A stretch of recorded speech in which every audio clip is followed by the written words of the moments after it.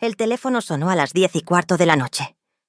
Recuerdo la hora exacta porque acababa de terminar mi novela de las 9 y estaba preparándome una taza de té de manzanilla antes de irme a dormir. El agua hervía en la estufa cuando ese sonido me heló la sangre. Nadie me llamaba a esas horas. Nadie que conociera me llamaría tan tarde, porque todos mis conocidos saben que a mi edad, una llamada nocturna solo puede significar malas noticias. Dejé el agua hirviendo y caminé hasta la mesita donde estaba el teléfono. Ese aparato viejo de teclas que me regaló mi sobrina hace años, porque insistió en que necesitaba uno que se viera los números grandes. Mis manos temblaban cuando levanté la bocina. Del otro lado, después de un silencio que pareció eterno, escuché una voz de hombre, adulta, profunda, pero con un temblor que delataba nerviosismo. La voz dijo mi nombre completo: Dolores Ramírez, viuda de Vega. Nadie me llamaba así. Nadie excepto en documentos oficiales o en situaciones formales que hacía años no enfrentaba. Sentí que las rodillas se me aflojaban y tuve que sostenerme del borde de la mesa. Y entonces, esa voz dijo algo que no había escuchado en 30 años. Dijo que era Daniel. Mi nieto Daniel. El niño que desapareció en 1993, cuando tenía apenas 3 años de edad. El niño por el que lloré cada día durante 3 décadas. El niño cuya foto guardaba en mi cartera, en mi buró, en la sala, en la cocina. El niño que nunca dejé de buscar en cada rostro desconocido que veía en la calle. El hombre del teléfono respiraba agitado, esperando mi respuesta. Yo no podía hablar. No podía moverme. No podía ni siquiera pensar con claridad. 30 años buscando. 30 años de dolor. 30 años de preguntas sin respuesta. Y ahora, en una noche cualquiera de octubre del 2023, recibía esta llamada que podía cambiar todo o destruirme por completo. Pero para entender cómo llegué a ese momento, para comprender por qué esa llamada me partió el alma en dos, necesito regresar al principio. Necesito contarles quién era yo, quién era Daniel, y qué pasó ese día maldito de 1993, que me arrebató la razón de vivir y me convirtió en una mujer que pasó 30 años buscando lo imposible. Me llamo Dolores Ramírez, viuda de Vega. Tengo 74 años y toda mi vida la he pasado en Puebla, en la colonia La Paz, en una casa de 2 pisos que mi finado esposo Esteban compró cuando nos casamos en 1972. Esteban era mecánico. Tenía su propio taller cerca del mercado. Y aunque nunca fuimos ricos, nunca nos faltó nada. Criamos a nuestra única hija, Marcela, en esa casa. La vimos crecer, estudiar, enamorarse y convertirse en madre. Esteban murió en 1990 cuando un infarto fulminante se lo llevó mientras trabajaba debajo de un coche. Tenía apenas 47 años. Marcela tenía 20. Yo quedé viuda a los 41, con una hija que acababa de tener un bebé y ningún esposo que la apoyara porque el padre del niño la había abandonado cuando supo del embarazo. Ese bebé era Daniel, mi nietecito precioso. Nació el 25 de julio de 1990, 3 meses antes de que Esteban muriera. Mi esposo alcanzó a cargarlo, a mimarlo, a decir que ese niño tenía sus ojos. Y tenía razón. Daniel tenía los ojos color miel de su abuelo, el mismo cabello castaño oscuro, las mismas manitas regordetas que Esteban tenía en las fotos de cuando era bebé. Antes de continuar con mi historia, quiero pedirles algo de todo corazón. Si están escuchando esto, si llegaron hasta aquí, es porque algo en esta historia tocó su corazón. Este canal existe gracias al apoyo de personas como ustedes, que se toman un segundo para dar like, para suscribirse, para activar la campanita y no perderse ninguna historia real de mujeres que, como yo, enfrentamos situaciones que nunca imaginamos vivir. Un like, un comentario contándome de qué ciudad me están escuchando, una suscripción. Todo eso hace que YouTube Muestre estas historias a más personas que tal vez necesitan escucharlas. No cuesta nada, y para nosotros significa el mundo. Así que si esta historia les está moviendo algo por dentro, regálenme ese like y ese comentario. Se los agradeceré enormemente. Ahora sí, regresemos a 1990. Cuando Esteban murió, Marcela y yo nos aferramos la una a la otra como náufragas a un pedazo de madera en medio del océano. Ella tenía 20 años, un bebé de 3 meses, sin pareja, sin trabajo, sin nada más que su madre viuda tratando de mantener a flote una casa con la pensión mínima que me dejó el seguro social de Esteban. Los primeros meses fueron los más duros. Marcela lloraba todas las noches. Yo lloraba en silencio mientras le calentaba biberones a Daniel a las 3 de la mañana. Pero seguíamos adelante porque ese niño nos necesitaba. Marcela consiguió trabajo limpiando casas. Se levantaba a las 5 de la mañana, se iba a las 6 y regresaba a las 6 de la tarde, muerta de cansancio, con las manos agrietadas de tanto cloro y jabón. Yo me quedaba cuidando a Daniel. Me convertí en su mamá de día. Le preparaba sus papillas, lo bañaba, lo vestía, jugaba con él en el patio trasero de la casa, le enseñaba a decir sus primeras palabras. Abuela fue su primera palabra completa. No, mamá, abuela, porque yo era quien pasaba más tiempo con él. Los años pasaron así. Daniel creció siendo un niño alegre, travieso, con esa risa contagiosa que hacía que todos en la cuadra lo quisieran. En el 2093 cumplió 3 años. Para entonces, ya era un niño independiente, que corría por toda la casa, que preguntaba por qué de cada cosa, que ayudaba a su abuela a regar las plantas y a dar de comer a los gorriones que llegaban al patio. Marcela seguía trabajando. Ahora limpiaba oficinas en el centro de Puebla, mejor pagado que las casas, pero con horarios más largos. Salía a las 6 de la mañana y volvía a las 8 de la noche. Yo seguía siendo la mamá de día de Daniel, y lo amaba con un amor que no puedo explicar con palabras. Era mi razón de vivir. Después de perder a Esteban, ese niño me devolvió las ganas de levantarme cada mañana. Me devolvió la sonrisa. Me devolvió la fe en que la vida podía ser buena a pesar del dolor. La colonia La Paz en 1993 era un lugar tranquilo, no como ahora que hay tanto problema de inseguridad. En esa época, los niños jugaban en la calle sin que sus papás se preocuparan demasiado. Los vecinos se conocían todos. Doña Chela vivía en la casa de la esquina y siempre estaba barriendo su banqueta. Don Memo tenía una tiendita 3 casas más allá donde vendía dulces, refrescos y pan. Los niños de la cuadra jugaban a la pelota en plena calle porque casi no pasaban carros. Era, o eso parecía, un lugar seguro. El 20 de agosto de 1993 era viernes. Recuerdo todo de ese día con una claridad que me tortura. Me levanté a las 6:30 de la mañana, como siempre. Preparé el desayuno para Marcela antes de que se fuera a trabajar. Huevos con frijoles y tortillas recién hechas. Marcela se despidió de Daniel con un beso en la frente. El niño todavía dormía en su camita en el cuarto que compartían. A las 7:30, Daniel se despertó. Lo escuché llamándome desde su cuarto. «¡Abue! ¡Abue!», decía con esa vocecita chillona. Fui por él. Lo cargué aunque ya estaba pesado para mi espalda. Lo llevé al baño. Lo ayudé a hacer pipí en su vacinica de plástico azul, con dibujitos de patitos. Le preparé su desayuno favorito, leche con chocolate y pan dulce. Una concha de chocolate que le había comprado el día anterior en la panadería de Don Lupe. Daniel comía feliz, columpiando las piernitas debajo de la mesa, manchándose la boca de chocolate, sonriendo.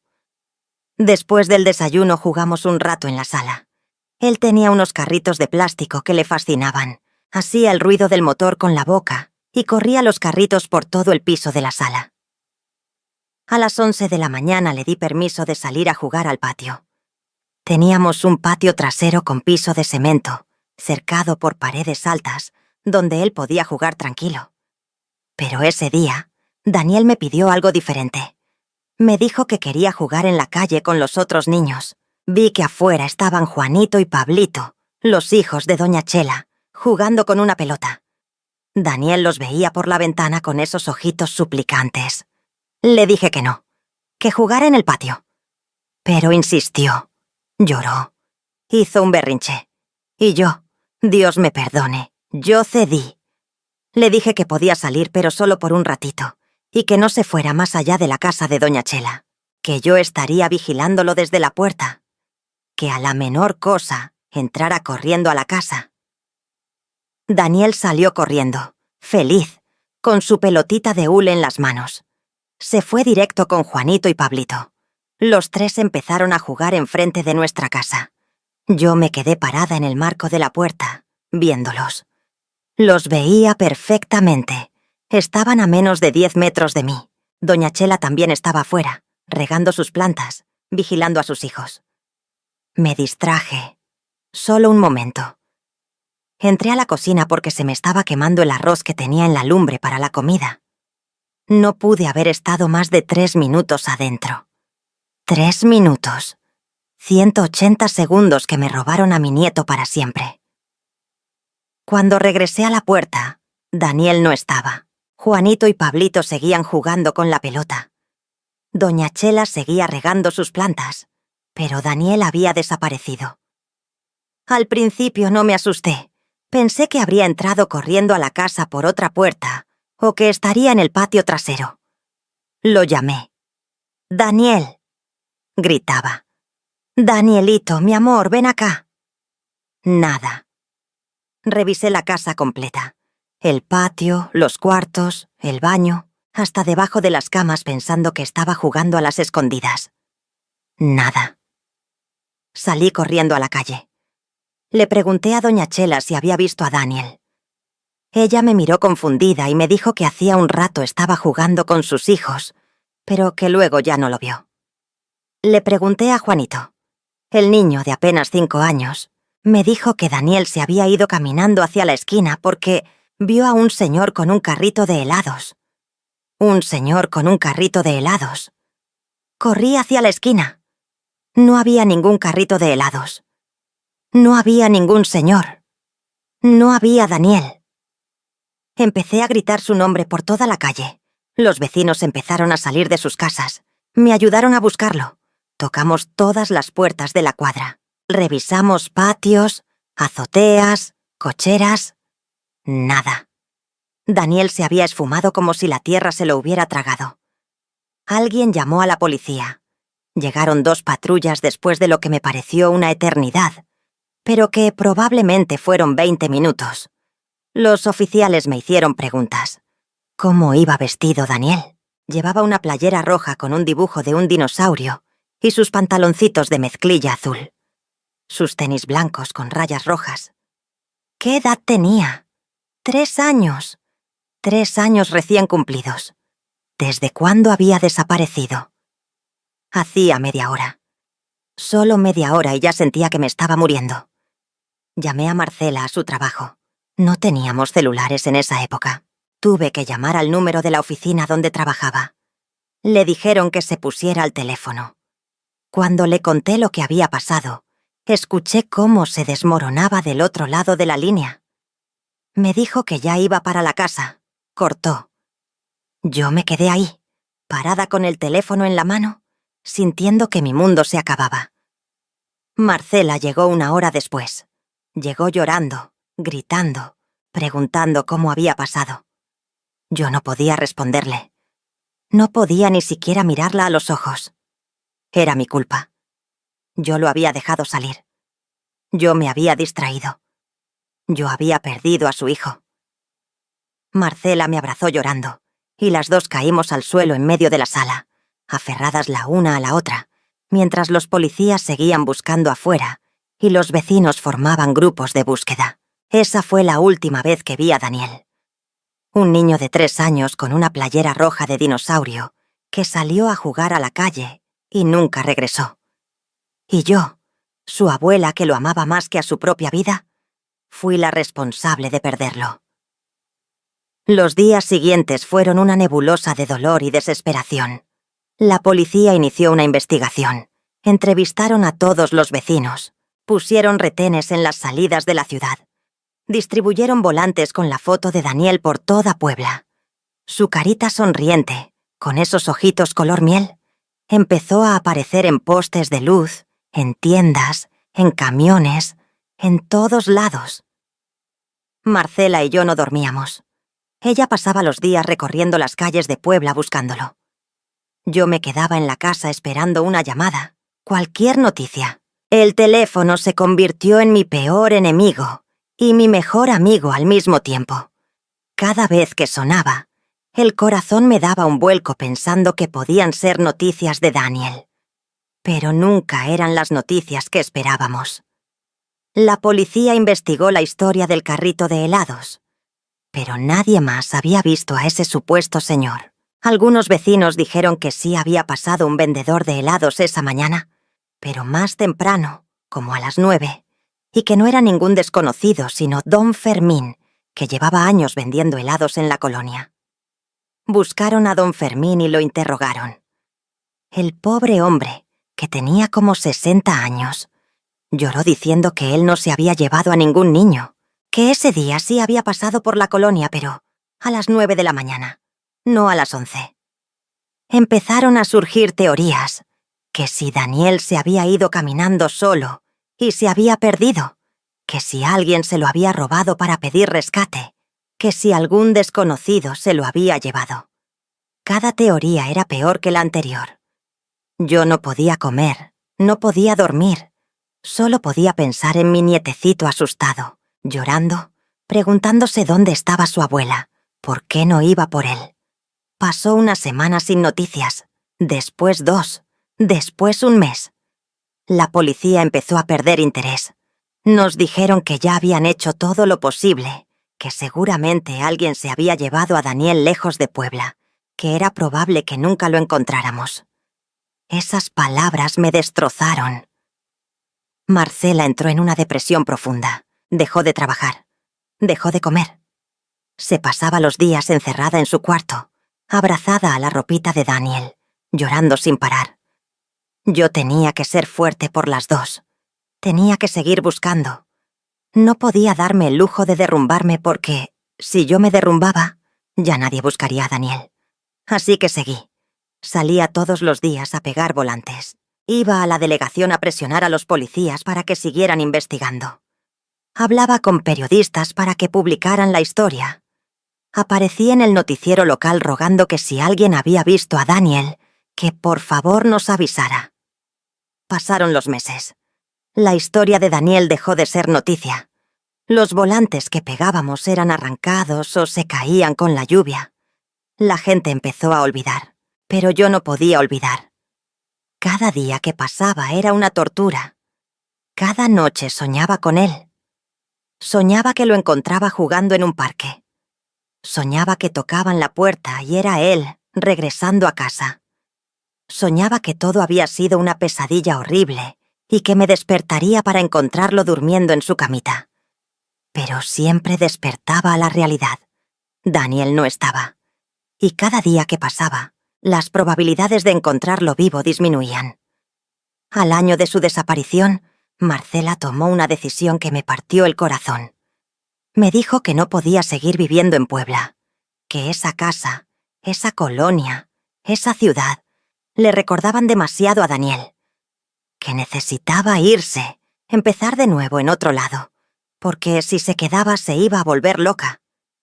Traté de hacerla cambiar de opinión. Le dije que si nos íbamos, Daniel no sabría dónde encontrarnos cuando regresara, porque yo seguía creyendo que iba a regresar. Tenía que creer eso para no morirme. Pero Marcela se fue. Se fue a Ciudad de México con una tía lejana que la acogió.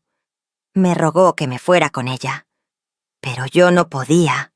No podía abandonar la casa donde Daniel había vivido. No podía abandonar la ciudad donde lo había perdido. Si existía una mínima posibilidad de que Daniel apareciera, tenía que estar ahí para recibirlo. Me quedé sola en la casa. Una mujer de 44 años, viuda, sin su único nieto, sin su hija que se había ido tratando de huir del dolor. Los primeros meses después de que Marcela se fue, fueron los más oscuros de mi vida. Pensé en suicidarme. Pensé que no tenía sentido seguir viviendo, pero algo dentro de mí me decía que no podía rendirme, que Daniel me necesitaba, que algún día lo encontraría. Así que seguí buscando, seguí pegando volantes cada aniversario de su desaparición, seguí yendo a ver médiums, a iglesias, a cualquier lugar donde me dijeran que podían ayudarme a encontrarlo. Gasté todos mis ahorros en investigadores privados que no encontraban nada. Me endeudé buscando a mi nieto. Marcela me llamaba de vez en cuando desde Ciudad de México. Me contaba que estaba tratando de rehacer su vida, que había conseguido un trabajo en una fábrica, que había conocido a un hombre bueno que la trataba bien. Me pedía que la perdonara por haberse ido, que ella también quería encontrar a Daniel, pero que necesitaba alejarse para no volverse loca. Yo le decía que la entendía, que no tenía nada que perdonar, que solo quería que fuera feliz. Pero en el fondo le guardaba un poco de rencor por haberme dejado sola en esa búsqueda interminable. Los años pasaron. 1995, 1998, 2000, 2005. Cada año que pasaba, la gente me decía que ya lo dejara ir, que Daniel probablemente estaba muerto, que tenía que aceptar la realidad y seguir con mi vida. Pero yo no podía. No podía aceptar que mi nieto estaba muerto sin tener pruebas, sin un cuerpo, sin certeza. Mientras no hubiera certeza, había esperanza, y yo vivía de esa esperanza. Mi vida se convirtió en una rutina de supervivencia y búsqueda. Me levantaba todas las mañanas, preparaba mi café, y después salía a caminar por las calles de Puebla buscando a Daniel en cada rostro. Sé que suena loco. Sé que después de tanto tiempo era imposible reconocerlo. Un niño de 3 años no se ve igual a los 10, a los 15, a los 20 años. Pero yo tenía grabada su cara en mi mente. Tenía memorizados sus ojos color miel.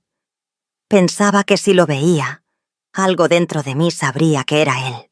Cada aniversario del 20 de agosto era una tortura renovada. Ese día, todos los años, sin falta, yo iba al lugar exacto donde Daniel había desaparecido. Me paraba en esa esquina y lloraba. Los vecinos ya me conocían, ya sabían mi historia. Algunos me compadecían. Otros pensaban que estaba loca. Doña Chela, que seguía viviendo en la misma casa, siempre salía a darme un vaso de agua y a decirme que siguiera teniendo fe. En el 2010, 17 años después de su desaparición, recibí una llamada de la policía. Me dijeron que habían encontrado los restos de un niño en un terreno baldío a las afueras de Puebla, que por la edad aproximada y la zona donde lo encontraron, podría ser Daniel. Me pidieron que fuera a hacer una identificación. Fui. Recuerdo que temblaba tanto que casi no podía caminar. Un oficial me llevó a una sala fría del hospital donde tenían los restos. Eran solo huesos. Huesos pequeños de un niño. Me preguntaron si había alguna característica que pudiera ayudar a identificarlo. Yo les dije que Daniel tenía una cicatriz en la rodilla izquierda, de cuando se cayó de un columpio 2 meses antes de desaparecer. Revisaron. No había cicatriz visible en los huesos. Hicieron pruebas de ADN con una muestra de mi sangre. Las pruebas tardaron 3 semanas en salir. 3 semanas en las que viví en un infierno, pensando que podrían confirmar que esos restos eran de mi nieto. Las pruebas salieron negativas. No era Daniel. Sentí un alivio inmenso y al mismo tiempo una decepción profunda, porque si no era él, significaba que seguía sin saber qué le había pasado. Seguía sin tener respuestas. Seguía en ese limbo terrible de no saber si estaba vivo o muerto. Marcela se casó en el 2011. Me invitó a la boda en Ciudad de México. Fui. Conocí a su esposo, un hombre bueno llamado Roberto, que trabajaba como electricista. En la boda, Marcela me abrazó llorando y me dijo que ella nunca había dejado de pensar en Daniel, que no pasaba un solo día sin que lo recordara, pero que necesitaba seguir adelante porque no podía quedarse estancada en el pasado para siempre.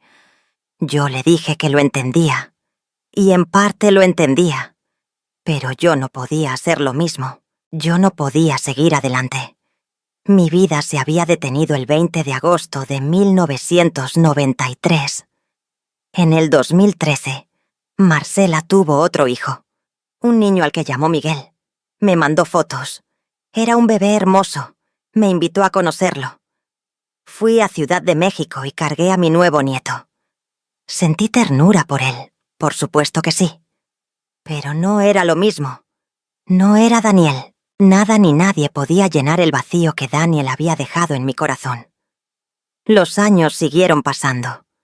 2015, 2018, 2020, con la pandemia que nos encerró a todos en nuestras casas. Yo cumplí 70 años en 2019. 70 años y seguía buscando a un niño que ahora tendría casi 30. Seguía pegando volantes viejos en postes de luz. Seguía yendo a esa esquina cada 20 de agosto a llorar por mi nieto perdido. La gente en la colonia me conocía como la abuela loca. La abuela que no podía superar la pérdida de su nieto. La abuela que vivía en el pasado. Y tal vez tenían razón. Tal vez estaba loca. Pero era mi locura. Era lo único que me mantenía viva. En el 2022, casi 30 años después de la desaparición de Daniel, mi salud empezó a deteriorarse. Me diagnosticaron presión alta y diabetes. El doctor me dijo que tenía que cuidarme, que el estrés estaba matándome lentamente. Pero ¿cómo no estar estresada cuando cada día era una batalla contra la incertidumbre, contra el no saber? Marcela me llamaba más seguido. Me rogaba que dejara Puebla, que me fuera a vivir con ella y su familia a Ciudad de México. Me decía que ya no era seguro que viviera sola a mi edad, que la casa donde vivía se estaba cayendo a pedazos, que necesitaba estar cerca de mi familia. Yo le decía que no podía dejar Puebla, que Daniel sabía dónde vivíamos, que si algún día regresaba y no me encontraba, nunca me perdonaría. Ella dejó de insistir. Creo que finalmente aceptó que yo nunca iba a dejar esa casa, que iba a morir ahí esperando a un nieto que probablemente nunca iba a regresar. Y yo acepté esa realidad también. Acepté que iba a morir sin saber qué había sido de Daniel, que me llevaría ese dolor a la tumba. Pero entonces, en octubre de 2023, 30 años después de perder a mi nieto, el teléfono sonó a las 10:15 de la noche. La voz al otro lado de la línea temblaba tanto como mis manos. Repitió mi nombre completo: Dolores Ramírez, viuda de Vega. Y después dijo esas palabras que llevaba 30 años queriendo escuchar. Soy Daniel. Soy su nieto Daniel. Mi cerebro se apagó por un momento. No podía procesar lo que estaba escuchando. No podía creerlo. Durante 30 años había soñado con ese momento. Durante 30 años había imaginado 1000 veces cómo sería escuchar esas palabras. Pero ahora que estaban sucediendo, no sabía cómo reaccionar. Finalmente encontré mi voz. Salió quebrada, casi un susurro. Daniel. Mi Danielito. ¿Eres tú de verdad? No era una pregunta. Era una súplica. Una necesidad desesperada de que fuera verdad. Del otro lado, la voz que decía ser Daniel respondió con una sola palabra que me hizo temblar de pies a cabeza. Sí. Me senté en la silla más cercana porque las piernas ya no me sostenían. Las lágrimas empezaron a correr por mi cara sin control. 30 años de dolor saliendo de golpe. 30 años de preguntas, de búsqueda, de esperanza contra toda esperanza. Y ahora, en una noche de octubre, estaba recibiendo esta llamada que no sabía si era un milagro o una pesadilla. Le pedí que me contara, que me dijera dónde había estado, qué le había pasado, por qué no había regresado antes, por qué esperó 30 años para llamarme. Las preguntas salían de mi boca sin orden, sin coherencia, pero él las entendió. Me dijo que era una historia larga, que no sabía por dónde empezar, que tenía miedo de que no le creyera, que había estado buscándome durante meses y que finalmente había encontrado mi número de teléfono a través de un investigador privado que contrató. Un investigador privado. Mi nieto había tenido que contratar a un investigador para encontrarme, cuando yo nunca me había movido de la casa donde él había vivido, cuando yo había estado ahí, esperándolo, durante 30 años. Algo en eso no me cuadraba, pero el shock era tan grande que no podía pensar con claridad. Le pregunté dónde estaba. Me dijo que estaba en Guadalajara, que vivía ahí desde hacía años, que necesitaba verme, que necesitaba contarme todo en persona porque por teléfono no podía explicar toda la historia. Guadalajara.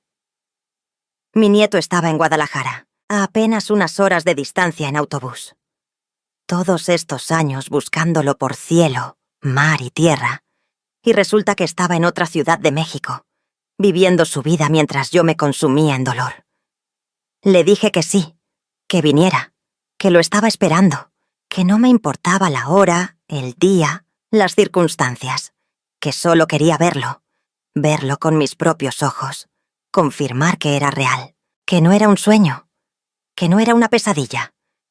Él me dijo que viajaría a Puebla el fin de semana siguiente, que quería verme en un lugar público primero, que entendía si yo tenía dudas, si necesitaba verificar que era quien decía ser.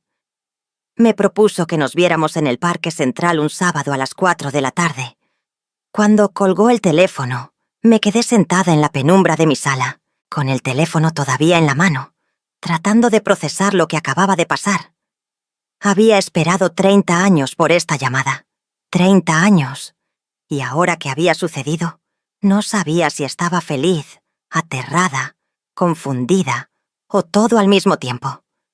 Lo primero que hice fue llamar a Marcela. Eran casi las 11 de la noche, pero no me importó. El teléfono sonó varias veces antes de que contestara. Su voz sonaba somnolienta. «Bueno», dijo. «Mamá, ¿qué pasó? ¿Estás bien?» Le conté lo que acababa de pasar. Hubo un silencio largo del otro lado de la línea. Tan largo que pensé que se había cortado la llamada. «Marcela», le dije. «Marcela, ¿estás ahí?» Cuando finalmente habló, su voz sonaba fría, distante, escéptica. «Mamá», me dijo, «eso no puede ser real. Daniel desapareció hace 30 años. 30 años. Si estuviera vivo, si realmente hubiera querido encontrarnos, lo habría hecho hace mucho tiempo». Traté de explicarle que había contratado un investigador privado para encontrarme, que iba a venir a Puebla, que lo vería en una semana. Pero Marcela seguía siendo escéptica. «Mamá», me dijo con esa voz de quien está harta de escuchar lo mismo, «¿cuántas veces en estos 30 años has creído encontrar a Daniel? ¿Cuántas veces te han llamado personas diciendo que sabían dónde estaba o que lo habían visto? Y siempre, siempre, ha sido una mentira». Tenía razón. Había habido llamadas falsas antes. Gente cruel que se aprovechaba del dolor de una madre desesperada. Gente que había intentado estafarme pidiendo dinero a cambio de información sobre Daniel. Gente que juraba haberlo visto y me mandaba a lugares donde nunca estaba. Pero esto era diferente. Este hombre que llamó no me pidió dinero. No me dio falsas esperanzas elaboradas. Solo me dijo que era Daniel y que quería verme. Le rogué a Marcela que viniera conmigo a Puebla, que estuviera ahí cuando conociera a este hombre que decía ser su hijo. Ella suspiró. Me dijo que lo pensaría, que me llamaría mañana. Cortó. Los días siguientes fueron eternos. No podía dormir, no podía comer, solo podía pensar en el sábado. En ese momento en el parque cuando finalmente vería a la persona que decía ser mi nieto. Me preguntaba cómo se vería. Daniel tendría 33 años ahora. Un hombre adulto. No el niño de 3 años que yo recordaba. Trataba de imaginarlo. De crear en mi mente una versión adulta de esos ojos color miel. De esa sonrisa traviesa. Pero no podía. Marcela me llamó 2 días después. Me dijo que vendría, que tomaría el autobús el viernes por la noche y llegaría a Puebla el sábado en la mañana. Me dijo que lo hacía no porque creyera que este hombre fuera realmente Daniel, sino porque no quería que yo enfrentara sola lo que probablemente sería otra decepción. El sábado llegó. Marcela apareció en mi casa a las 9 de la mañana. Hacía meses que no la veía en persona. Estaba más delgada, con más canas, con arrugas alrededor de los ojos que no tenía la última vez que nos vimos. Tenía 44 años, pero se veía mayor. El dolor y la vida dura le habían cobrado factura. Nos abrazamos en la puerta. Ella lloró un poco, yo también. Las dos sabíamos que ese día podía cambiar todo. Para bien o para mal, ese día algo iba a pasar, que nos marcaría para siempre. Pasamos el día esperando. Las horas se arrastraban como si el tiempo mismo se hubiera vuelto lento y espeso. A las 3 de la tarde empecé a arreglarme. Me puse mi mejor vestido. Me peiné. Me maquillé un poco. Marcela me miraba con una expresión que no podía descifrar. Era una mezcla de tristeza, esperanza y resignación. A las 3:30 salimos de la casa. El Parque Central de Puebla quedaba a 20 minutos en camión. Tomamos el transporte público porque ninguna de las dos tenía carro. Durante el trayecto ninguna habló. Marcela miraba por la ventana con los ojos perdidos. Yo aferraba mi bolsa contra mi pecho, donde llevaba guardada la única foto que tenía de Daniel de bebé. La foto que había cargado en mi cartera durante 30 años. Llegamos al parque a las 4:10. Era un día soleado de octubre, con un clima perfecto. El parque estaba lleno de familias, niños jugando, parejas paseando. Nos sentamos en una banca cerca de la fuente central, el lugar que el hombre en el teléfono me había indicado. Esperamos. Cada minuto se sentía como una hora. Cada persona que pasaba frente a nosotras hacía que mi corazón se acelerara pensando que podía ser él. Las 4 en punto llegaron. Después las 4:05. Las 4:10. A las 4:15, Marcela me puso una mano en el hombro. «Mamá», me dijo suavemente, «creo que no va a venir». Pero entonces, a las 4:18 según el reloj de la plaza, vi a un hombre caminando hacia nosotras. Era alto, de constitución delgada, cabello castaño oscuro, con algunas canas en las sienes. Llevaba una camisa azul y pantalones de mezclilla. Caminaba despacio, como si también estuviera nervioso. Cuando se acercó lo suficiente, pude ver sus ojos. Eran color miel, exactamente del mismo tono que los ojos de mi finado esposo Esteban, exactamente del mismo tono que los ojos del niño de 3 años, que había desaparecido 30 años atrás. El hombre se detuvo frente a nuestra banca. Nos miró a Marcela y a mí. Sus ojos se llenaron de lágrimas. Y entonces habló. Su voz era la misma que había escuchado por teléfono. «Abuela Dolores», dijo. «Soy yo, soy Daniel. Les pido de favor que si esta historia les está llegando al corazón, si se han tomado el tiempo de escucharla hasta este momento, me regalen un like y me dejen un comentario. Díganme de qué ciudad o país me están escuchando. Cuéntenme qué están sintiendo. Su apoyo es lo que hace posible que estas historias lleguen a más personas. No olviden suscribirse y activar la campanita. Ahora sí, continuemos porque lo que pasó después fue algo que jamás imaginé». Marcela se puso de pie de inmediato. Se interpuso entre ese hombre y yo como un escudo protector. Su voz salió dura, desconfiada. «¿Cómo sabemos que eres quien dices ser?», le dijo. «Cualquiera puede decir que es Daniel. Cualquiera pudo haber investigado la historia y venir aquí a hacerse pasar por él». El hombre no se ofendió. Pareció entender la desconfianza. Sacó de su bolsillo una pequeña cartera. De ahí extrajo algo que extendió hacia Marcela.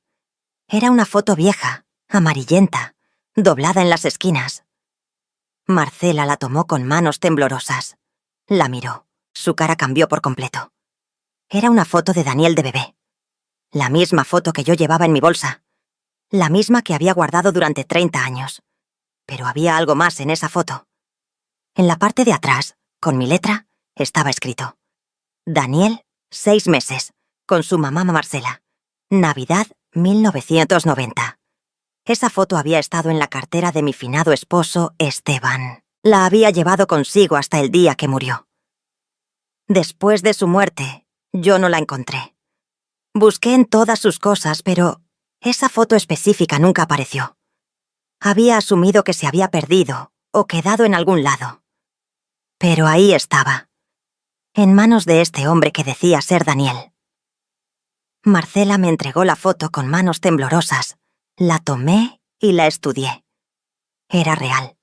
Era la foto original, no una copia. Podía ver las marcas de tanto haber sido doblada y guardada. Podía ver la mancha de café en una esquina, de cuando Esteban la había mojado accidentalmente semanas antes de morir. Mi cerebro trataba de procesar cómo era posible que este hombre tuviera esa foto. La única explicación era que él había estado en contacto con alguien que tuvo acceso a las pertenencias de Esteban, o que realmente era quien decía ser, y de alguna forma, de alguna manera imposible, esa foto había viajado con él durante 30 años. Le pedí que se sentara. Él se sentó en la banca frente a nosotras. Marcela y yo nos quedamos donde estábamos, las dos juntas, observándolo como si fuera un espejismo que podría desaparecer en cualquier momento. Y entonces empezó a contar su historia. Y lo que nos contó fue algo que ninguna de las dos podría haber imaginado jamás. Me dijo que lo que recordaba de ese día, en 1993, era fragmentado. Tenía solo 3 años, y la memoria a esa edad es frágil. Pero recordaba estar jugando en la calle con otros niños. Recordaba ver un carrito de helados.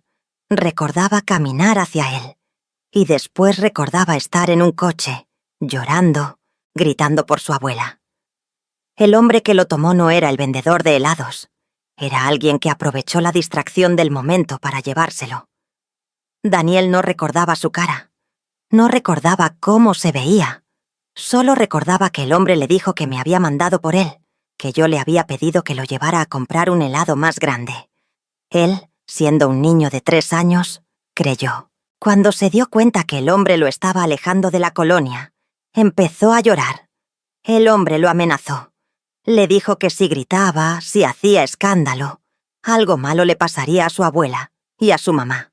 Daniel, aterrorizado, se quedó callado. El hombre lo llevó a una casa. Daniel no sabe dónde estaba esa casa. Solo recuerda que era vieja, oscura, que olía mal. Ahí había una mujer. La mujer lo recibió como si hubiera estado esperándolo. Le quitó su ropita, la playera roja de dinosaurio, los pantalones de mezclilla, los tenis. Lo vistió con ropa diferente. Le cortó el cabello. Le dijo que ahora tenía un nombre nuevo, que ya no se llamaba Daniel, que se llamaba Sebastián. Durante días, semanas, quizá meses, Daniel estuvo en esa casa. Le lavaron el cerebro. Le dijeron que su familia no lo quería, que por eso lo habían regalado, que ahora él tenía padres nuevos que sí lo querían. Le hicieron repetir su nombre nuevo miles de veces, hasta que él mismo empezó a olvidar que alguna vez se había llamado Daniel. Un día la pareja lo metió en un autobús. Viajaron durante horas, llegaron a otra ciudad. Daniel eventualmente supo que era Guadalajara. La pareja lo presentó a su familia, a sus vecinos, como Sebastián, el hijo que habían adoptado. Nadie cuestionó nada. En los 90 era más fácil hacer este tipo de cosas. No había tanto control, no había internet, no había forma de verificar fácilmente si un niño había sido robado.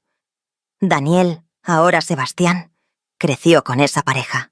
No fueron malos con él. No lo maltrataron físicamente. Le dieron comida, ropa, educación. Pero toda su infancia estuvo marcada por una sensación de que algo no estaba bien. Por retazos de memorias que no encajaban con la historia que le contaban. Soñaba con una mujer mayor de cabello largo y ojos amables. Soñaba con una casa con un patio trasero. Soñaba con una voz que lo llamaba Danielito, mi amor. Cuando llegó a la adolescencia, empezó a hacer preguntas. Le preguntó a la mujer que decía ser su madre por qué no había fotos de él de bebé. ¿Por qué no había documentos de adopción? ¿Por qué su acta de nacimiento parecía falsa? La mujer se ponía nerviosa cada vez que preguntaba eso. Le decía que no hiciera preguntas tontas, que él era su hijo, y punto. A los 18 años, en el 2008, el hombre que decía ser su padre murió de un infarto. En sus cosas, Daniel encontró una caja escondida. Dentro de esa caja estaba su ropa original. La playera roja de dinosaurio, los pantalones de mezclilla, los tenis. Todo guardado, como evidencia de un crimen que nunca fue reportado. Y también estaba la foto de un bebé con su madre. Y en la parte de atrás, escrito con una letra que no era de ninguno de sus supuestos padres, estaba su nombre real, Daniel. Confrontó a la mujer. Ella finalmente confesó. Le dijo que el hombre había robado a un niño de Puebla hace años, que ella había estado de acuerdo porque no podían tener hijos propios, que habían cometido un error terrible pero que ya no había vuelta atrás, que por favor la perdonara, que ella lo había querido como si fuera su hijo de verdad. Daniel se fue de esa casa. Tenía 18 años y su vida entera era una mentira. Pasó años tratando de procesar todo. Cayó en depresión. Trabajó en empleos mal pagados. No sabía qué hacer con la información que tenía. Parte de él quería buscar a su familia real, pero otra parte tenía miedo. Miedo de que no lo quisieran. Miedo de que 30 años después ya nadie lo recordara. Miedo de que fuera demasiado tarde para regresar. Siguió posponiendo la búsqueda.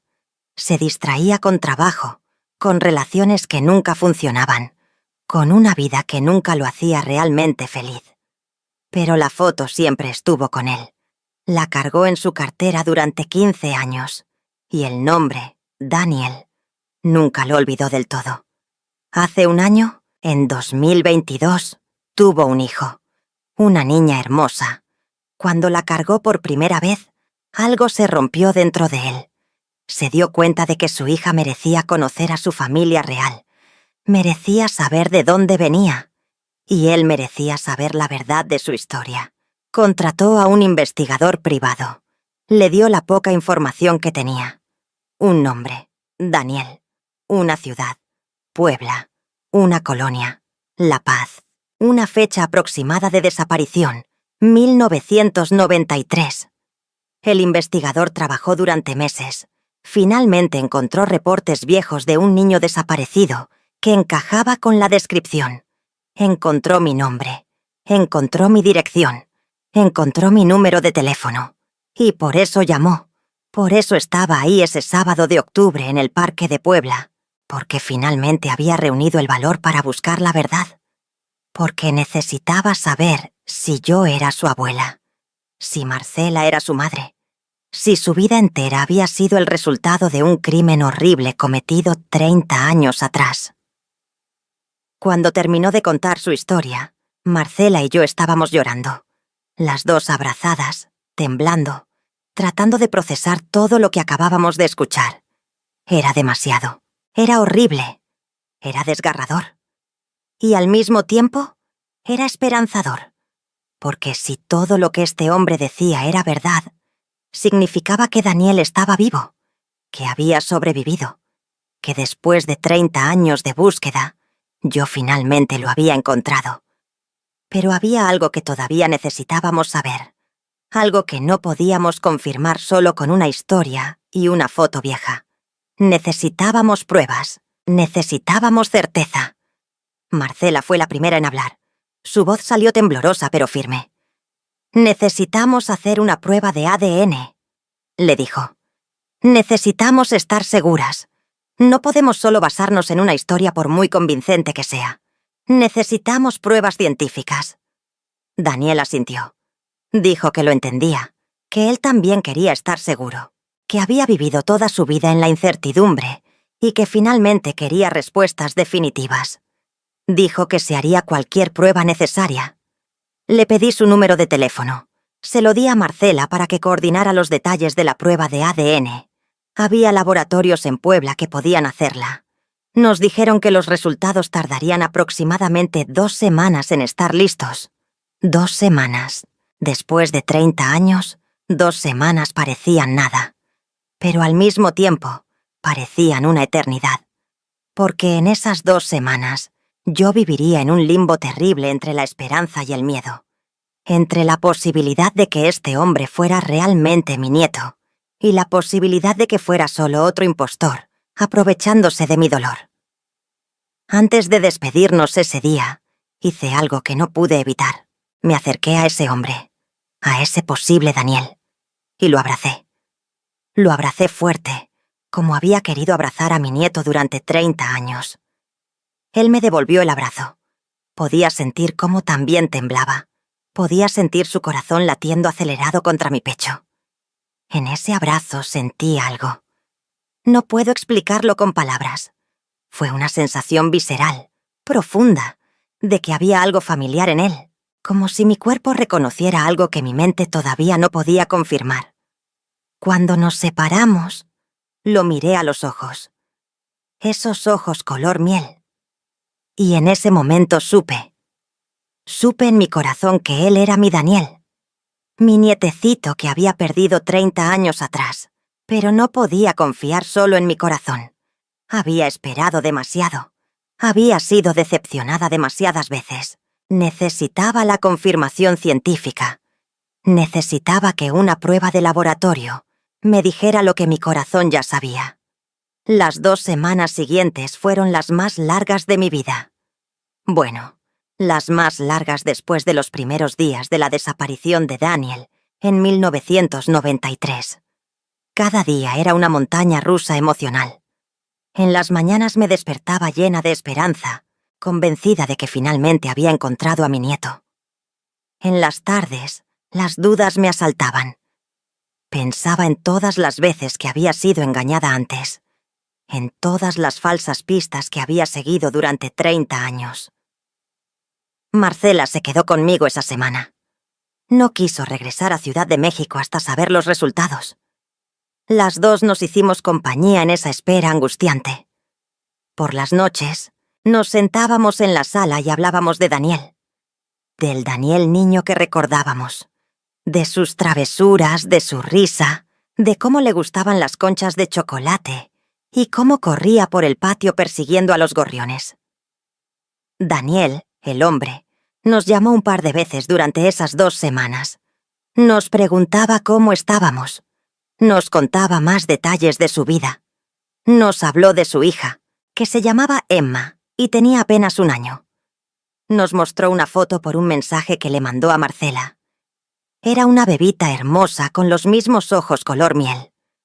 Cuando vi esa foto, lloré. Porque si Daniel era realmente mi nieto, esa bebita era mi bisnieta. Yo tenía una bisnieta a la que nunca había conocido. Los días se arrastraban. Finalmente llegó el día en que nos informaron que los resultados estaban listos. Era un miércoles. Marcela y yo fuimos juntas al laboratorio. Daniel también llegó. Los 3 nos vimos en la sala de espera. Nadie habló mucho. Estábamos demasiado nerviosos. Una doctora nos llamó a su oficina. Era una mujer joven, de unos 35 años, con lentes y una bata blanca impecable. Nos pidió que nos sentáramos. Tenía una carpeta en sus manos. Mi corazón latía tan fuerte que pensé que me iba a dar un infarto ahí mismo. La doctora abrió la carpeta, miró los papeles, nos miró a nosotros, y entonces habló. Y lo que dijo cambió mi vida para siempre. Las pruebas de ADN son concluyentes, dijo con voz profesional pero amable. Hay un 99.9% de probabilidad de que Marcela Vega sea la madre biológica del señor que se identifica como Daniel. Y hay un 99.9% de probabilidad de que Dolores Ramírez sea la abuela biológica. En términos científicos, esto confirma sin lugar a dudas el parentesco familiar. El mundo se detuvo. Literalmente sentí como si el tiempo se hubiera congelado. Las palabras de la doctora rebotaban en mi cabeza. 99.9%. Sin lugar a dudas. Parentesco familiar confirmado. Marcela soltó un grito ahogado. Se cubrió la boca con las manos. Lágrimas empezaron a correr por su cara sin control. Daniel, mi Daniel. También estaba llorando. Y yo no podía moverme. No podía hablar.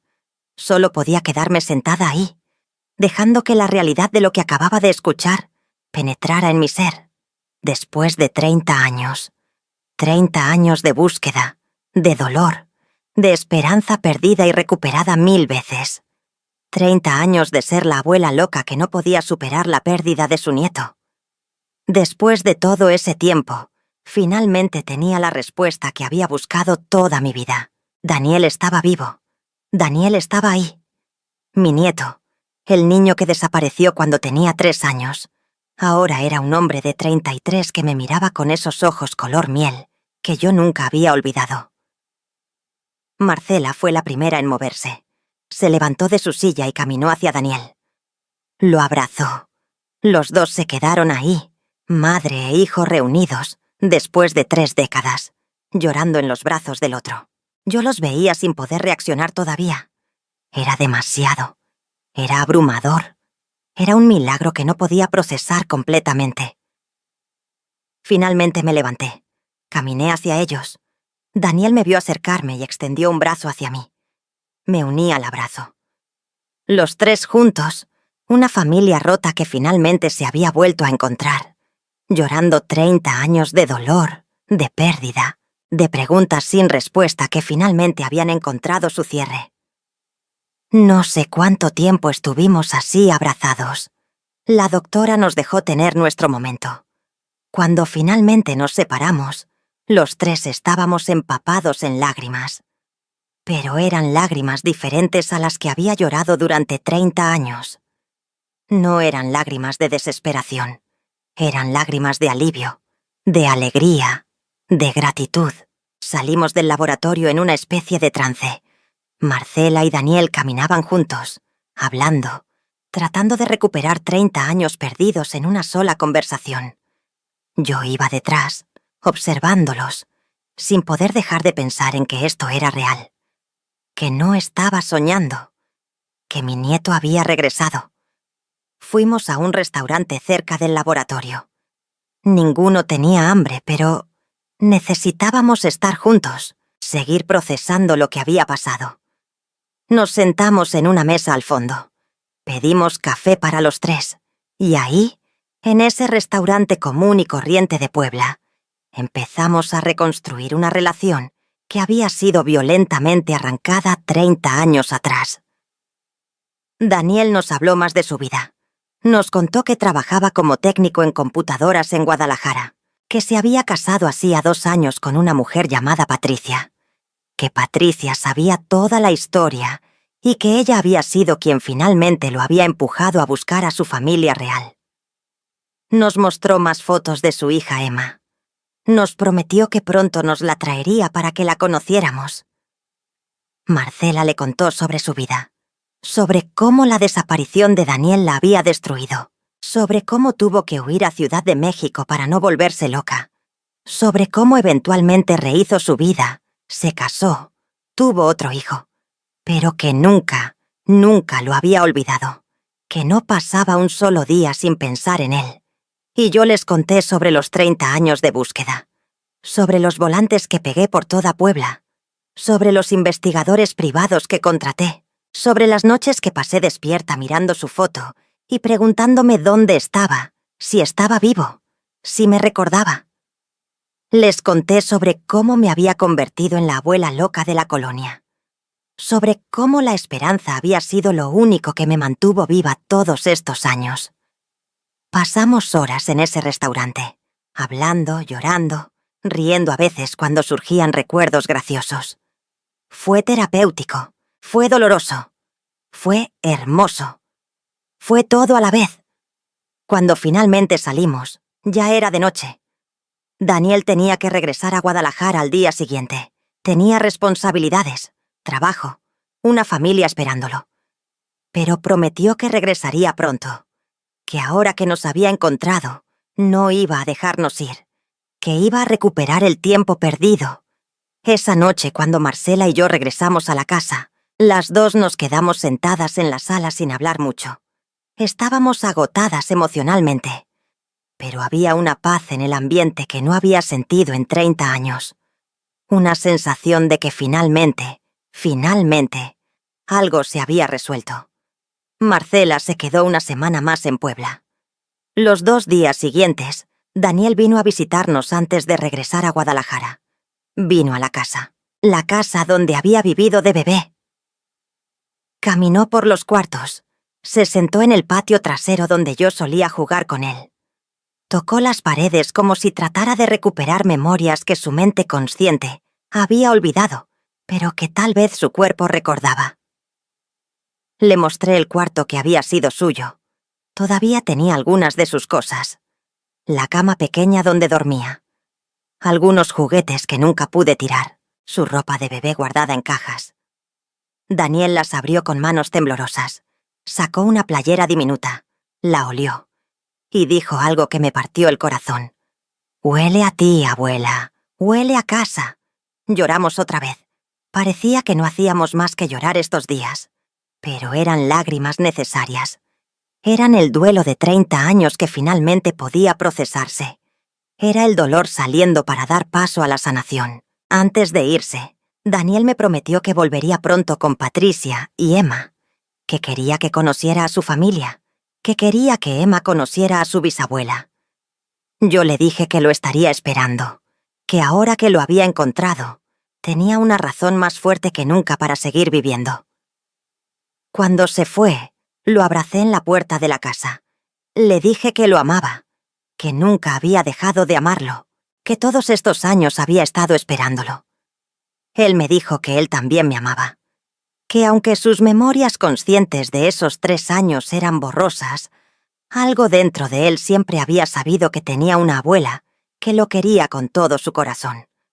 Marcela regresó a Ciudad de México una semana después de los resultados del ADN. Antes de irse tuvimos una conversación importante. Nos sentamos en la sala, con un té en las manos, como hacíamos cuando ella era más joven. Me pidió perdón. Me dijo que se sentía culpable por haberse ido de Puebla, por haberme dejado sola en la búsqueda durante todos estos años. Yo le dije que no tenía nada que perdonar, que entendía por qué se fue, que cada quien procesa el dolor a su manera, que lo importante era que ahora, finalmente, habíamos encontrado a Daniel y podíamos empezar a sanar como familia. Ella lloró. Me dijo que nunca había dejado de sentirse culpable por la desaparición de Daniel, que durante 30 años se había culpado a sí misma por haber tenido que trabajar tanto, por no haber estado ahí ese día. Yo le dije lo mismo que me había repetido a mí misma durante 30 años. No era nuestra culpa. La culpa era de la persona que se robó a nuestro niño, de esa pareja que decidió que tenían derecho a quitarle un hijo a su familia. Nosotras solo éramos víctimas de un crimen horrible. Cuando Marcela se fue, me quedé sola otra vez en la casa. Pero era una soledad diferente. Ya no era esa soledad pesada y deprimente que me había acompañado durante 3 décadas. Era una soledad tranquila, porque ahora sabía que mi nieto estaba vivo, que lo había encontrado, que aunque 30 años de su vida habían sido robados, todavía teníamos tiempo para construir una relación, para recuperar algo de lo perdido. Daniel cumplió su promesa. 2 meses después de nuestro reencuentro, en diciembre de 2023, regresó a Puebla. Esta vez trajo a Patricia y a Emma. Conocer a mi bisnieta fue uno de los momentos más dulces de mi vida. Era una bebita hermosa, con esos ojos color miel que parecían ser la marca de nuestra familia. La cargué en mis brazos y lloré. Lloré porque finalmente tenía algo que pensé que nunca tendría, una segunda oportunidad de ser abuela. Patricia era una mujer encantadora. Me abrazó como si ya me conociera de toda la vida. Me dijo que Daniel le había contado todo sobre mí, sobre cómo nunca había dejado de buscarlos, sobre los 30 años que pasé esperando este momento. Me dijo que ella le había dado a Daniel el empujón final que necesitaba para atreverse a buscar su familia. Que le había dicho que no podía vivir el resto de su vida en una mentira, que necesitaba saber la verdad de dónde venía. Pasamos la Navidad juntos ese año. Daniel, Patricia, Emma, Marcela, que vino desde Ciudad de México con su esposo Roberto y su hijo Miguel. Toda la familia reunida en la casa que había estado tan vacía durante tanto tiempo. Decoramos el árbol de Navidad. Preparamos la cena juntos. Emma gateó por toda la sala, explorando, llenando la casa con esa energía que solo los niños pequeños tienen. En la cena de Nochebuena, hice un brindis. Levanté mi copa de sidra y dije que agradecía a Dios, al universo, a quien fuera que estuviera escuchando, por haberme permitido vivir lo suficiente para ver este momento, por haberme dado la fuerza para nunca rendirme, por haber traído a Daniel de vuelta a mi vida, cuando ya casi había perdido la esperanza. Todos brindamos. Y en ese momento, mirando a mi familia reunida alrededor de esa mesa, sentí una paz que no había sentido desde que Esteban estaba vivo. Sentí que finalmente, después de 30 años de dolor, de búsqueda, de preguntas sin respuesta, las cosas habían encontrado su lugar. Pero todavía había algo que necesitaba hacerse, algo importante que no podíamos dejar sin resolver. Después de las festividades, Daniel y yo tuvimos una conversación seria sobre qué hacer con la información que teníamos, sobre la pareja que lo había secuestrado. El hombre ya estaba muerto, pero la mujer seguía viva. Vivía en Guadalajara, ahora era una anciana de casi 80 años. Daniel me dijo que no sabía qué hacer, que parte de él odiaba a esa mujer por lo que había hecho, por haberlo robado de su familia, por haber sido cómplice de un crimen que nos destruyó a todos. Pero otra parte de él sentía lástima por ella, porque a pesar de todo, ella lo había cuidado. No lo había maltratado. Le había dado una vida medianamente normal. Y ahora era una anciana sola, enferma, sin nadie más en el mundo. Le pregunté qué quería él hacer. Me dijo que no estaba seguro, que había pensado en reportarlo a las autoridades, que esa mujer tenía que pagar por lo que había hecho. Pero al mismo tiempo, reportarlo significaría abrir un proceso legal complicado. Significaría que él tendría que testificar, revivir todo el trauma. Significaría exponer a su familia, a Emma, a un escándalo mediático. Yo lo entendía. Y le dije algo que quizá lo sorprendió. Le dije que la decisión era completamente suya, que yo había pasado 30 años buscando justicia, buscando respuestas. Y ahora que las tenía, me daba cuenta de que lo único que realmente importaba era que él estaba vivo, que lo había encontrado. La venganza, la justicia legal, todo eso parecía secundario comparado con el milagro de tenerlo de vuelta. Daniel pensó mucho sobre esto. Durante semanas estuvo debatiendo internamente qué hacer. Finalmente tomó una decisión. Decidió no reportar a la mujer a las autoridades. Decidió que 30 años después, un proceso legal no cambiaría nada. No le devolvería los años perdidos. No borraría el trauma. Solo abriría heridas que estaban empezando a sanar. En lugar de eso, decidió cortarle toda comunicación a esa mujer. Le escribió una carta. No me dejó leerla, pero me dijo el contenido general.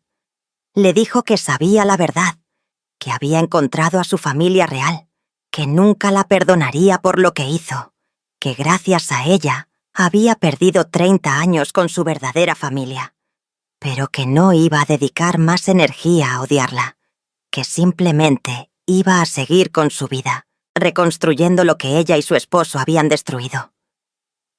No sé si la mujer respondió a esa carta. Daniel nunca me lo dijo, pero sé que para él fue importante escribirla. Fue su forma de cerrar ese capítulo, de tomar control de su propia narrativa, de decidir que no iba a ser una víctima por el resto de su vida, sino un sobreviviente. A mí me pareció bien su decisión, porque al final del día, lo único que yo quería era paz. Paz para mí, para Marcela, para Daniel.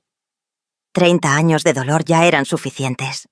No necesitábamos más conflicto, más drama, más dolor. Necesitábamos sanar. Y así empezó un proceso largo de reconstrucción familiar. Daniel empezó a visitarnos más seguido. 1 o 2 veces al mes venía a Puebla con Patricia y Emma. A veces se quedaban todo el fin de semana. Emma empezó a conocerme, a llamarme bisabuela, aunque salía más como bisuela con su lengua de bebé. Cada vez que la escuchaba decir eso, mi corazón se llenaba de alegría. Marcela también venía más seguido desde Ciudad de México. Ella y Daniel empezaron a reconstruir su relación de madre e hijo. No era fácil. 30 años de separación no se recuperan en unos meses. Había momentos incómodos, silencios largos, conversaciones difíciles sobre lo que cada uno había vivido durante esos años. Pero ambos estaban comprometidos a intentarlo, a no dejar que el tiempo perdido definiera su relación futura. Daniel conoció a Miguel, su medio hermano. Al principio fue raro para ambos. Miguel tenía 10 años y de repente tenía un hermano mayor de 33 que no sabía que existía. Pero los niños son más adaptables que los adultos. En unas semanas ya estaban jugando juntos cuando Daniel venía de visita. Miguel estaba fascinado con su hermano mayor, que sabía mucho de computadoras y videojuegos. La vida empezó a tener un nuevo ritmo, un ritmo que no había conocido en 30 años. Era un ritmo lleno de visitas familiares, llamadas telefónicas, videollamadas, fotos compartidas por mensajes.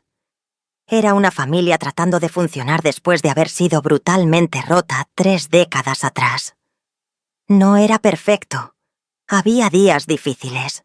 Días en los que el peso de los años perdidos era demasiado pesado. Días en los que Daniel se cerraba emocionalmente porque el trauma de su infancia lo sobrepasaba. Días en los que Marcela lloraba por todas las cosas que no pudo ver de su hijo. Su primer día de escuela, sus cumpleaños, su graduación, su boda. Pero también había días buenos, días maravillosos, donde nos reíamos juntos, donde compartíamos comidas, historias, planes para el futuro. Días en los que Emma hacía algo tierno y todos nos derretíamos. Días en los que Daniel me llamaba solo para decirme que me quería, que estaba agradecido de haberme encontrado. Ahora, 1 año después de ese primer encuentro en el parque, puedo decir que mi vida ha cambiado completamente. Ya no soy la abuela loca de la colonia. Ya no paso mis días pegando volantes de un niño perdido. Ya no miro cada rostro en la calle buscando a Daniel. Ya no vivo en ese limbo terrible de no saber. Ahora soy simplemente Dolores. Una abuela de 74 años que tiene un nieto maravilloso, una bisnieta preciosa y una familia que finalmente está completa. Todavía vivo en la misma casa de La Paz en Puebla. Todavía tengo las mismas paredes, los mismos muebles, los mismos recuerdos. Pero ahora también tengo nuevos recuerdos, nuevas fotos en las paredes, nuevas razones para despertarme cada mañana. El dolor de los 30 años perdidos nunca va a desaparecer completamente. Hay cosas que no se pueden recuperar. Hay momentos que nunca viví y que nunca podré vivir. No vi a Daniel aprender a leer. No estuve en su primer día de escuela. No estuve cuando se graduó de la preparatoria. No estuve cuando se casó. No estuve cuando nació Emma. Todos esos momentos me fueron robados y nunca los voy a recuperar. Pero he aprendido algo importante en este último año. No puedo cambiar el pasado, pero sí puedo influir en el futuro. No puedo recuperar los 30 años perdidos, pero sí puedo aprovechar al máximo el tiempo que me queda. No puedo borrar el dolor que todos sufrimos, pero sí puedo ayudar a crear nuevos recuerdos felices que algún día sean más fuertes que los recuerdos dolorosos. Daniel está en terapia ahora. Está procesando todo lo que vivió. Está trabajando en entender su identidad, que fue tan fragmentada durante tanto tiempo. Marcela también está en terapia. Yo también estoy considerando ir, porque todos necesitamos ayuda para procesar esto. Es demasiado grande para manejarlo solos. Patricia ha sido un pilar fundamental en todo esto. Ella mantiene a Daniel con los pies en la tierra cuando el peso de todo se vuelve demasiado. Ella organiza las visitas familiares. Ella es quien toma las fotos en las reuniones y las comparte en el grupo familiar que creamos. Ella se ha convertido en la cola que mantiene unida a esta familia que está aprendiendo a funcionar otra vez. Emma va a cumplir 2 años pronto. Estamos planeando hacer una fiesta grande. Toda la familia estará ahí. Es el primer cumpleaños de Emma que voy a poder celebrar. Y aunque suene tonto, estoy tan emocionada como si fuera el cumpleaños de mi propio hijo. He comprado regalos. He planeado el pastel. He preparado decoraciones. Porque después de 30 años de dolor, finalmente puedo hacer lo que más me gusta: ser abuela. A veces pienso en el camino que nos llevó hasta aquí. Pienso en esa llamada a las 10:15 de la noche. Pienso en cómo mi corazón casi se detuvo cuando escuché a un hombre decir que era Daniel. Pienso en esas 2 semanas esperando los resultados del ADN. Pienso en el momento en el laboratorio, cuando la doctora confirmó lo que mi corazón ya sabía. Y me doy cuenta de que todo el dolor, toda la búsqueda, toda la esperanza contra toda esperanza, valió la pena. Porque al final, 30 años después, mi nieto regresó. No como yo lo había perdido, no como el niño de 3 años con una playera roja de dinosaurio, sino como un hombre adulto, con su propia vida, su propia familia, sus propios sueños. Pero regresó. Y eso es más de lo que millones de familias en mi situación pueden decir. Sé que soy afortunada. Sé que este final feliz no es la norma.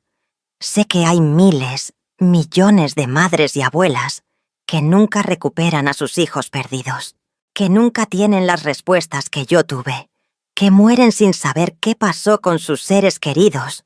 Por eso siento la responsabilidad de contar mi historia, para darle esperanza a alguien más, para que sepan que a veces, solo a veces, los milagros sí suceden, que 30 años de espera pueden terminar con una llamada telefónica, que el dolor no tiene que ser eterno, que la esperanza vale la pena. Si me preguntan qué aprendí de todo esto, les diría varias cosas. Primero, que nunca es tarde para encontrar lo que se perdió. 30 años es mucho tiempo, pero no es demasiado tiempo. Si yo hubiera perdido la esperanza hace 20 años, hace 10 años, incluso hace 2 años, nunca habría vivido este milagro. La esperanza es lo último que se debe perder. Segundo, que el amor de una abuela es una fuerza imparable. Durante 30 años, cuando todo el mundo me decía que lo dejara ir, que era imposible, que estaba loca, yo seguí buscando. No porque fuera particularmente valiente o especial, sino porque amaba a Daniel con cada fibra de mi ser. Y ese amor fue más fuerte que el tiempo, más fuerte que la lógica, más fuerte que las probabilidades. Tercero, que la familia puede reconstruirse. No será igual que antes. Nunca será igual. Los 30 años perdidos dejaron cicatrices que no se borran. Pero una familia rota puede soldarse de nuevo. Puede encontrar una nueva forma de funcionar. Puede crear nuevos recuerdos que convivan con los viejos. Puede sanar, aunque la sanación sea un proceso lento y doloroso. Cuarto, que nunca se debe juzgar a las abuelas, madres o familias que siguen buscando a sus desaparecidos. Que nunca se debe decir, ya supéralo, o ya fue mucho tiempo, o probablemente está muerto. Porque mientras no haya certeza, hay esperanza. Y esa esperanza es lo único que mantiene a muchas personas vivas. Yo lo sé porque fui una de ellas durante 30 años. Y quinto, lo más importante, que los criminales que roban niños, que trafican con personas, que destruyen familias, deben saber que su crimen no prescribe. Que aunque pasen 30, 40, 50 años, las familias siguen buscando. La verdad siempre, siempre, encuentra una manera de salir a la luz. Tal vez no sea a través de la justicia legal. Tal vez sea a través de un hijo que crece y empieza a hacer preguntas. Tal vez sea a través de una foto vieja encontrada en una caja. Tal vez sea a través de una prueba de ADN. Pero la verdad sale. A todas las mujeres que me están escuchando, especialmente a las abuelas, a las mamás, a las que han perdido a alguien, no pierdan la esperanza. Sé que es difícil. Sé que el mundo les dirá que son locas. Sé que la gente se cansará de su búsqueda. Sé que habrá días en los que quieran rendirse. Pero no lo hagan. Sigan buscando. Sigan esperando. Sigan creyendo. Porque nunca se sabe cuándo puede llegar esa llamada que lo cambiará todo. Y si no llega, si nunca tienen las respuestas que yo tuve, sepan que su amor no fue en vano, que su búsqueda no fue inútil, que su esperanza significó algo. Significó que su ser querido nunca fue olvidado, que siempre hubo alguien esperándolo. Y eso tiene valor incluso si no hay final feliz. Para aquellos que están pasando por algo similar, quiero decirles, nunca es tarde para empezar de nuevo. Yo tengo 74 años y estoy viviendo una segunda oportunidad de ser abuela. Estoy conociendo a mi bisnieta. Estoy reconstruyendo una relación con mi nieto. Estoy creando recuerdos nuevos. Si yo pude, ustedes también pueden. No importa cuántos años hayan pasado. No importa cuánto dolor hayan acumulado. No importa cuántas veces les hayan dicho que es imposible. Mientras haya vida, hay posibilidad. Mientras haya vida, hay esperanza. Mientras haya vida, hay una oportunidad de que algo milagroso suceda. Y si les toca vivir un milagro como el mío, aférrense a él. Valórenlo. No den por sentado ni un solo momento. Porque 30 años de búsqueda me enseñaron que cada momento con la familia es precioso, que cada abrazo cuenta, que cada risa es un regalo, que cada lágrima compartida es una forma de sanar. Antes de terminar, quiero pedirles un último favor. Si llegaron hasta aquí, si escucharon mi historia completa, por favor denos su apoyo con un like. Comenten abajo contándome qué les pareció esta historia, si les llegó al corazón. Díganme de qué país o ciudad me están escuchando. Y si aún no están suscritos a este canal, suscríbanse y activen la campanita. Estas historias reales de mujeres que enfrentamos situaciones increíbles necesitan ser escuchadas. Necesitan llegar a más personas. Y su apoyo hace que eso sea posible. No se imaginan cuánto significa para nosotros cada like, cada comentario, cada suscripción. Así que por favor, si esta historia los conmovió, regálenos ese apoyo. Se los agradeceremos enormemente. Hoy es 20 de agosto de 2024. Exactamente 31 años desde que Daniel desapareció. Pero esta vez, en lugar de ir sola a esa esquina a llorar, fui acompañada. Daniel vino conmigo. También vinieron Marcela, Patricia, Emma, Roberto y Miguel. Toda la familia. Nos paramos en esa esquina donde todo cambió hace 31 años. Y esta vez, en lugar de llorar por lo que se perdió, celebramos lo que se encontró. Traje flores. Las puse en el suelo, en el lugar exacto donde vi a Daniel por última vez, como un niño de 3 años. Eran flores amarillas, sus favoritas, según Patricia. Daniel puso su mano en mi hombro mientras yo colocaba las flores. Todos estábamos llorando, pero no eran lágrimas de tristeza, eran lágrimas de gratitud, de cierre, de paz. Le dije a Daniel que ese lugar había sido mi infierno durante 30 años, que cada año venía aquí y sentía que me moría un poco más, pero que hoy, estando aquí con él, con toda la familia, ese lugar se había transformado. Ya no era solo el sitio donde lo perdí. También era el comienzo de la historia de cómo lo encontré. Tomamos fotos ahí. Sé que suena raro, tomar fotos en el lugar donde ocurrió algo tan traumático. Pero las queríamos. Queríamos documentar que habíamos llegado al otro lado, que habíamos sobrevivido, que éramos una familia otra vez. Después fuimos a comer a un restaurante cercano. Emma estaba inquieta, como todos los niños de 2 años. Corría entre las mesas, Se subía y bajaba de su silla. Hacía reír a todos con sus ocurrencias. Yo la veía y pensaba en que ella nunca sabría el dolor que su existencia había ayudado a sanar. Nunca entendería completamente lo que significaba para mí poder cargarla, jugar con ella, ser su bisabuela. En la comida, Daniel hizo un brindis. Levantó su vaso de refresco y dijo: «Por la familia que nunca se rindió, por la abuela que nunca dejó de buscar, por la mamá que nunca dejó de amar, por los 30 años que perdimos y por todos los años que nos quedan juntos. Brindemos por el amor que es más fuerte que el tiempo, más fuerte que la distancia, más fuerte que cualquier cosa que nos quiera separar». Todos brindamos. Todos lloramos otra vez. Y todos sabíamos que habíamos ganado. No habíamos ganado contra el tiempo. No habíamos recuperado los años perdidos. Pero habíamos ganado contra la desesperanza. Habíamos ganado contra la rendición. Habíamos ganado el derecho de ser una familia otra vez. Esa noche, cuando todos se fueron y me quedé sola en mi casa, me senté en la sala donde tantas noches había llorado por Daniel. Miré las fotos nuevas que habíamos tomado ese día. Miré la foto vieja de Daniel de 3 años que había cargado durante 30 años. Y finalmente, sentí paz. No era una paz perfecta. Todavía dolía pensar en todo el tiempo perdido. Todavía me enojaba pensar en la pareja que nos había hecho esto. Todavía había momentos en los que la tristeza me sobrepasaba.